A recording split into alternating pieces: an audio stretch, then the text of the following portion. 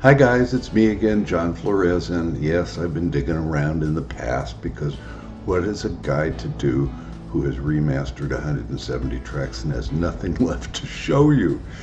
So I found something interesting, and it's a story that I've never told, and I hope you find it as interesting as I do. Okay, it concerns my dear friend, lifelong friend to this very day, Lefty Podrosky. Now, Lefty Podrosky was a songwriter with Pat McManus for my publishing company, but he was so much more than that. He appeared in hundreds of big name TV commercials for years, so he was kind of a star in his own right, in his own niche. Is that how you say that? Niche in the industry. And he and Pat were writing very prolifically, but Lefty was writing his own material. And I thought, wait a minute, we really have something here. This is 1974. I'm hot as a record producer. And artists like James Taylor and Gordon Lightfoot and Carole King are just setting the world on fire. And they're singer-songwriters, and they have unusual voices. And Lefty has a most unusual voice. And he writes very personal material like the other artists I just mentioned. So I thought, let's go, let's get him a deal. So I flew back to New York and I met with the president of the label and then the vice president of the label. We had lunch together, and then the vice president took me aside and said, "What can I do for you, John?" Well, stupidly, really, I in my heart considered RCA home because I had been a staff producer there 68, 69, and 70, and had 2 gold records then with the Friends of Distinction, and then a #1 record with Rock the Boat as an independent producer. So here I am in 74 as an independent record producer, but who just produced another big hit for RCA. And I kind of naively said, I no longer have my hit acts with you. I'm no longer producing them. And what can you do to help me make up for that loss of income? As if they actually owed me anything. They didn't. But I was naive and young, and I asked that question, and the vice president said, "Well, who you got? You got anybody for me to hear?" And I said, "Oh, yeah, as a matter of fact, I do. It's my singer-songwriter artist, Lefty Podrosky." And his jaw drops, and he says, "Lefty who?" I said, "Yeah, Podrosky." He's Polish. He's from Pittsburgh. Come on. So I played Lefty's stuff for him that were guitar voice demos that we recorded on Lefty's material. And the guy said, "You got a deal.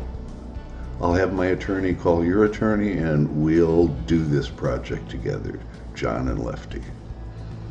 Well, I flew home to California, gave my wife a hug, and said, "We got Lefty a deal." I never heard from that attorney, from RCA's attorney. I kept calling my attorney. "No, John, we haven't heard anything yet." Oh my. So I decided to take another approach, and I had an inside track with A&M, who I did a bunch of work for, and I asked for an appointment with Lou Adler. Now, Lou Adler's a Hall of Fame record producer, Mamas and Papas, Carole King's Tapestry, lots of other stuff, and he's a good man with a good ear. And the deal was at the time was that Jim Croce had passed, and Jim Croce's another interesting singer-songwriter who has a very unique voice. And Lou Adler felt close to him. Now, I don't know how they knew each other, Lou Adler, Jim Croce, I don't know. But I took him a song that I'll play you an excerpt of in a moment, with Lefty singing the song he wrote called "A Song for Jim." And it's a tribute to Jim Croce. And here's a little bit of it. Here you go. He had a name and a number, but they faded on a matchbook cover. And he said love and time walk the same kind of line. They're here and then they're gone. So you better make the most of it, or you'll be left alone.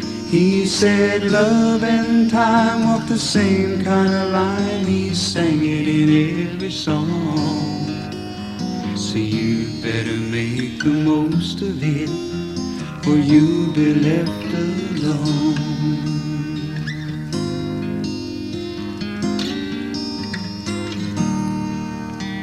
He always sang a song about saving up time in a bottle that he never had.